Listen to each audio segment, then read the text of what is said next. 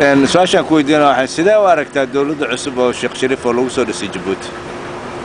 run ahaantii markii hore Sheekh Shariifka la doortay waxaan u aragnay Soomaali corner kasta adduunka ay ka joogto arrin aad u farxad badan Soomaalida boqolkiiba 88 ay wada raacsanaayeen haday noqoto Soomaalida wadaadada kuwa sekularka Soomaalida modernka qad nooc arabka qabiilka arabta aan noqoto way wada raacsanaayeen 88% laakiin waxaan nasiib xumo ka dhacday markii Prime Ministerka soo doortay maaragtay xaaladda runta ee dhulka Soomaaliya ka taagan dad badan waxay leeyihiin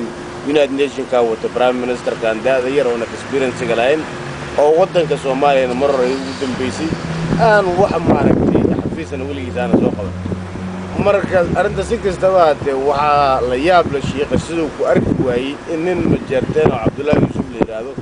oo markii hore ciidamada shisheeye wadanka inta u soo watay oo dadkii baabiyay oo hadana dadkii markii ay soo noqdeen oo qaxootiga guriyooda ku soo noqdeen hadana nin kale oo majarteen looga dhigay madaxweyne marka waxaan macnaha miyuusan shiiqu fahamsanayn xaaladda runta ee dhulka Soomaaliya ka jirto mise maaragtay asigaaba fooriyana oo nin dhulka la ka yimid arrintaas marka waxaan u arkaa dawladda inay dhicisoodi mid socod doontana ma ilaahay. Assalaamu calaykum.